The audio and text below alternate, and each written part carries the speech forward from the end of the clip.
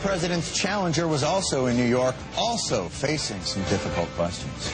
How do you stay in shape? Do you eat something? Do you have a routine? Do you run No,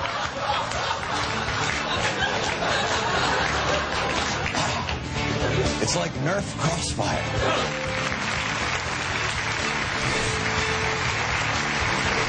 Welcome back to Crossfire. As both of our loyal viewers, of course, know, our show is all about left versus white, black versus white, paper versus plastic, Red Sox against the Yankees. That's why every day we have two guests with their own unique perspective on the news. But today, Crossfire is very different. We have just one guest. He's either the funniest smart guy on TV or the smartest funny man. We'll find out which in a minute. But he's certainly an Emmy Award winner, the host of Comedy Central's Daily Show, and the co-author of the new mega bestseller, America the Book, A Citizen's Guide to Inaction, at your bookstores everywhere. Ladies and gentlemen, welcome to the Crossfire, Jon Stewart. Thank you. Thank you very much. It's very kind of you to say. Now what? Can I say something very quickly? Why do we have to fight? The two of you, can't we just say something nice about John Kerry right now? I like John. I care about John Kerry. And something about President Bush. He'll be unemployed soon. I failed it. See, I made the effort anyway. No, actually, I knew Bush in Texas a little bit, and the truth is, he's actually a great guy. He's not a very good president. He's actually a very good person. I don't think you should have to hate to oppose somebody, but it makes it easier. Why do you argue? The two of you? I hate to see it. We enjoy it. Let me ask you a question. Wait, let me ask you a question first. All right. Is John Kerry really the best? I mean, I think, John Kerry's not a terrible guy. Is he the best? I thought Lincoln was good. Is he the best the Democrats can do? Is he the best the Democrats can do? Yeah, this year. I'd always thought in a democracy, and again, I don't know, I've only lived in this country, that there's a process, what they call them primaries. Right. And they don't always go with the best, but they go with whoever won. So is he the best? According to the process. Right, but of the 9 guys running, who do you think was best? Do you think he was the best? Most impressive? The most impressive? Yeah. I thought Al Sharpton was very impressive. I enjoyed his way of speaking. I think oftentimes the person that knows they can't win is allowed to speak the most freely, and because otherwise shows with titles such as Crossfire, or Hardball, or I'm going to kick your ass, or we'll jump on it. In many ways, it's funny, and I made a special effort to come on the show today because I have privately amongst my friends and also in occasional newspapers and television shows mentioned this show as being bad. And I felt that wasn't fair, and I should come here and tell you that it's not so much that it's bad as it's hurting America. So I wanted to come here today and say... Wait. Here's just what I wanted to tell you guys. Yeah. Stop. Stop hurting America. Okay, now... And come work for us, because we, as the people... How do you pay? The people, not well. Better than CNN, I'm sure. But you can sleep at night. See, the thing is, we need your help. Right now you're helping the politicians and the corporations, and we're left out there to mow our lawns. You just said we're too rough on them when they make mistakes. No, you're not too rough on them. You're part of their strategies. You're partisan, what do you call it, hacks. Wait, John, let me tell you something valuable that I think we do that I'd like to see you do. Something valuable? Yeah, no, it's nice I would like to hear it. And I'll tell you, when politicians come on, yeah, it's nice to get them to try and answer the question. And in order to do that, we try and ask them pointed questions. I want to contrast our questions with some questions you asked John Kerry recently. If you want to compare your show to a comedy show, you're more than welcome to. Here's the point. If that's your goal, no, it's not. I wouldn't aim for us. I'd aim for Seinfeld. Here's the problem. That's a very good show. Kerry won't come on this show. He will come on your show. Let me suggest why he wants to. Well, we have civilized discourse. Well, here's an example of civilized discourse. Here are 3 of the questions you asked John Kerry. Yeah. You have a chance to interview the Democratic nominee. You ask him questions such as, quote, how are you holding up? Is it hard not to take the attacks personally? Yeah. Have you ever flip-flopped, et cetera, et cetera? Yeah. Didn't you feel like you got the chance to interview the guy? Why not ask him a real question instead of just suck up to him?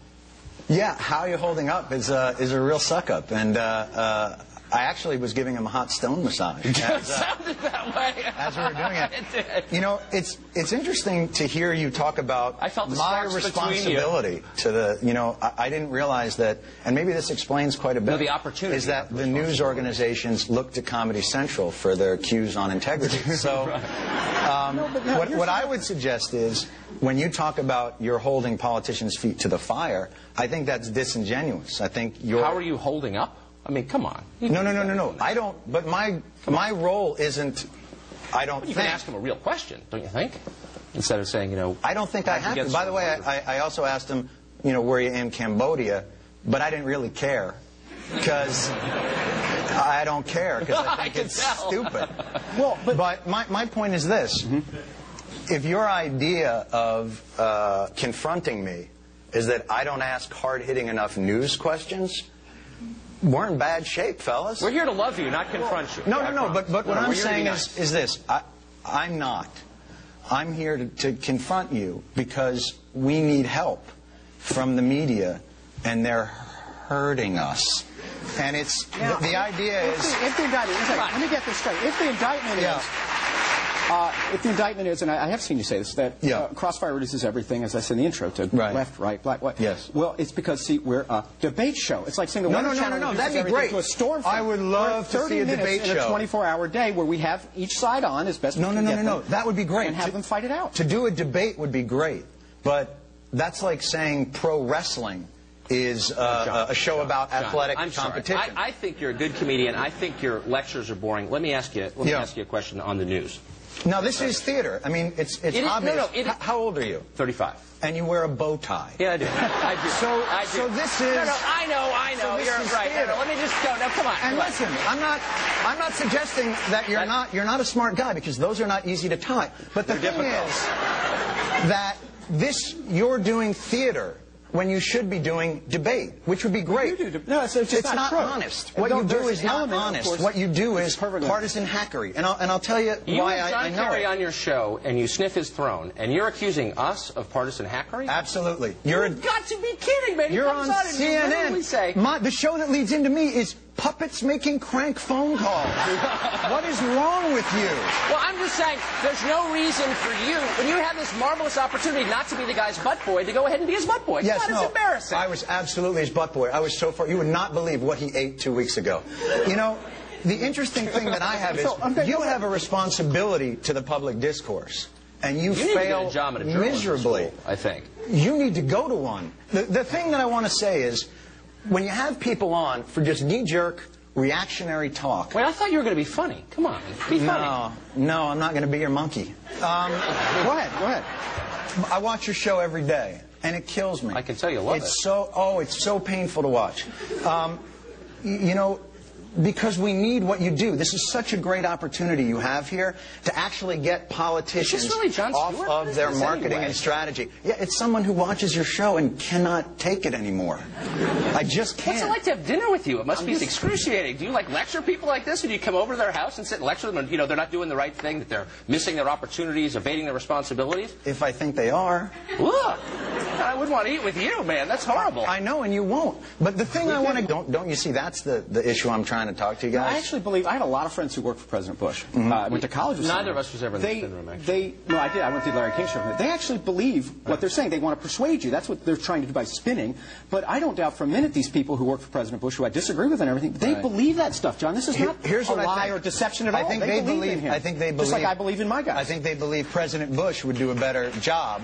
And I believe the Kerry guys believe President Kerry would do a better job. But what I believe is they're not making honest arguments. So what they're doing is, in their mind, the ends justify the means. I hate the show at all. I do think you're more fun on your show. Just my opinion. But Jon Stewart goes one-on-one with his fans. You're as big a dick on your show as you are on any show.